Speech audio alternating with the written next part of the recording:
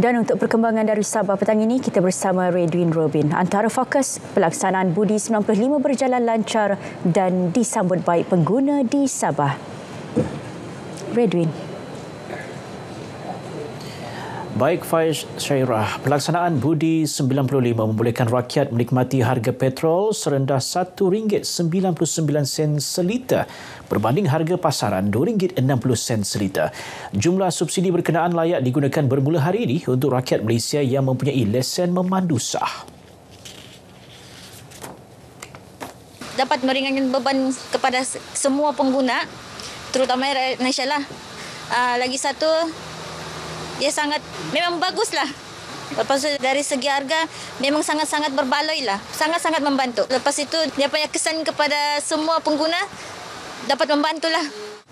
Walaupun kita kena bagi 300 liter, berarti manfaatnya begitu baik kepada pengguna kenderaan yang menggunakan minyak RON 95. Kalau boleh lagi kita tambahkan lagi dinaikkan kepada 350 atau 400 liter di masa akan datang. Pelaksanaan penyasaran subsidi petrol RON 95 melalui Sistem Kawalan Petrol Bersubsidi SKPS turut disambut baik syarikat pengangkutan di Sabah. Budi 95 yang dilaksana melalui Sistem Kawalan Petrol Bersubsidi SKPS. Satu inisiatif yang bagus daripada kerajaan. Sudah tentu sebab kami antara transporter untuk Kementerian Perdagangan Dalam Negeri kan sudah semestinya baik untuk seorang lah sebab kami dapat menikmati inisiatif kerajaan yang beginilah. Seperti mana janji-janji yang amat berhormat PMX sekarang sudah tertunai. Kami pihak daripada Gabungan Persatuan ini mengucapkan jutaan terima kasih lah. SKBS dibangunkan KPDN bagi mengawal selia penyaluran subsidi untuk kenderaan pengangkutan darat awam dan barangan di seluruh negara. Penyelarasan antara Kerajaan Persekutuan dan Kerajaan Negeri penting bagi memastikan bantuan pasca banjir sampai segera kepada penduduk terjejas sekaligus mempercepat proses baik pulih kerosakan infrastruktur termasuk jalan raya dan rumah ibadah. Jadi dengan adanya bantuan daripada kerajaan pusat ini dapat disalurkan kepada kerajaan negeri, saya ingat ianya mempercepatkan pengurusan dan akan dapat diterima dengan cepat kepada mangsa-mangsa banjir. Beliau ditemui media pada program ziarah amal Mutiara JRS kepada penduduk terjejas banjir Dun Lumadan di Beaufort. Sebelum ini, Perdana Menteri Datuk Seri Anwar Ibrahim menggesa penyelarasan pemulihan pasca banjir di Sabah termasuk meluluskan peruntukan tambahan RM10 juta serta menggerakkan jentera pusat untuk membantu penduduk. Kalau boleh kita pita ban dari tepi sungai itu, bikin ban. Habis sebelah ada ban. Sebelah sini ada ban di kampung penduduk, itu kampung penduduk saya. Di sebelah tu memang ada ban lah, sebelah kanan pasang ban. Tapi sebelah sini bila air dalam dia tanam, otomatik masuk buat kami. Cadangan kami lah, kalau boleh setiap kampung, macam tempat kami itu kan kurang parit. Setiap kali banjir memang dalam. Jadi kalau macam hujan pun kan memang dalam. Itu buah-buahan kah, itu tanaman kah, labu-labu semua kena anyut loh. Jadi sekarang kami pun harap kebun hasil. Kalau macam kita tanaman susah mau cari makan lah.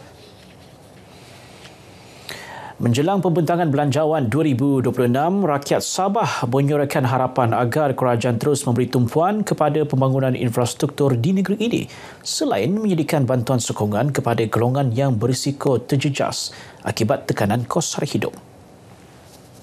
Harapan saya sebagai anak jatim Malaysia dalam bajet 2026 ni saya mengharapkan supaya kerajaan lebih menfokuskan beri peruntukan dalam perhutanan di Malaysia ni lah sebab hutan kita makin lama makin kurang kan. Jadi di situ diharapkan supaya kerajaan memberikan fokus di situlah. Kalau boleh kerajaan untuk kurangkan harga minyak untuk khas untuk macam kami rider kan atau bagi kami insurans sebab kami kerja siang malam. Saya berharap fasiliti di Sabah ditingkatkan untuk tahun depan, terutama sekali air dan jalan raya lah. Belanjawan 2026 dijangka dibentang oleh Perdana Menteri Datuk Seri Anwar Ibrahim pada 10 Oktober ini. Memacu kemajuan Sabah secara menyeluruh, pembangunan seimbang antara bandar dan luar bandar terus diberi keutamaan sejajar dengan Hala Tuju Sabah Maju Jaya.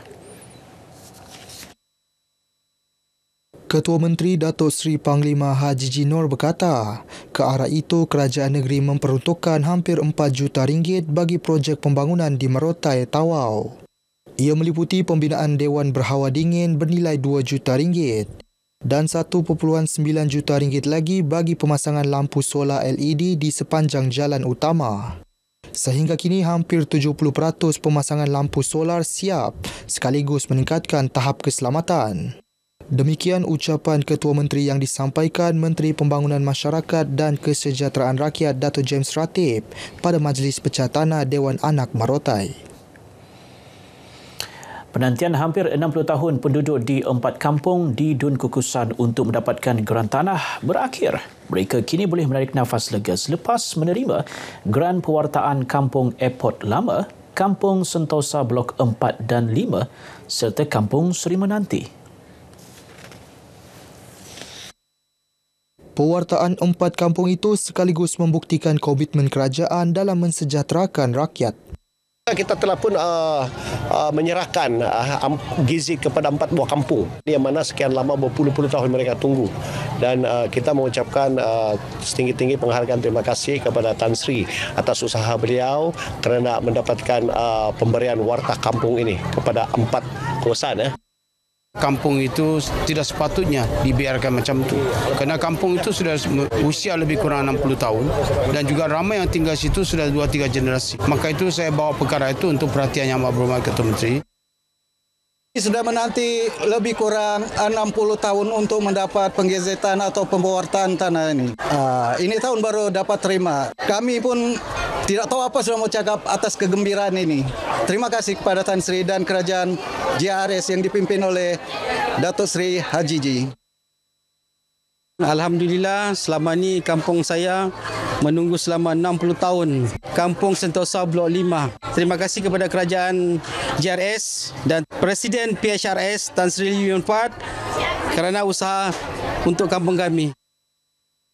Saya sebagai wakil penduduk Kampung Seri Menanti yang selama ini kami menunggu hampir 50 tahun.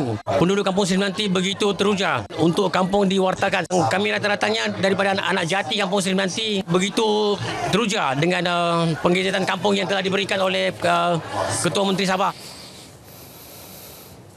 Penyampaian perkhidmatan awam di peringkat daerah terus diperkukuh menerusi pembinaan pejabat baru Majlis Daerah Ranau. Pejabat moden dan lebih kondusif itu penting bagi menampung pertambahan keperluan masyarakat.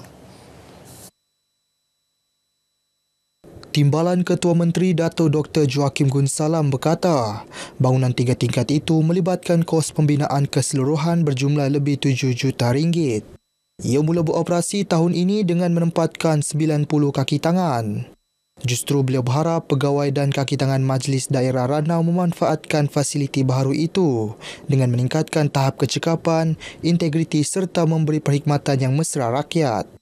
Dato' Dr. Joakim yang juga Menteri Kerajaan Tempatan dan Perumahan berkata, pembangunan Ranau juga akan terus diberi perhatian seiring agenda Hala Tuju Sabah Maju Jaya agar tidak ketinggalan dari segi prasarana, peluang ekonomi dan kesejahteraan rakyat. Prosiding inkuest kematian Allahyarham Zahra Khairina hadir di Mahkamah Koroner Kota Kinabalu. Hari ini menyaksikan saksi ke-16 iaitu saksi kanak-kanak ke-8 mula memberi keterangan pada pukul 2.15 petang tadi di hadapan Koroner Amir Shah Amir Hassan. Prosiding inkuest kematian pelajar tingkatan 1 Allahyarham Zahra Khairina selesai dengan saksi kanak-kanak ke-7 pagi tadi. Pasukan pegawai pengendali kes ketika dihubungi pemberita RTM juga memberitahu prosiding berjalan lancar bagi saksi kanak-kanak ke-7. Prosiding berlangsung lancar secara tertutup dengan saksi berkenaan ditemani ibunya. Baik, sekian perkongsian berita dari negeri di bawah bayu untuk petang ini. Kembali bersama dengan Faiz Syahirah dalam berita wilayah untuk lebih banyak perkembangan semasa dalam negara. Malaysia Madani, rakyat disantuni. Ya, Redwin, terima kasih.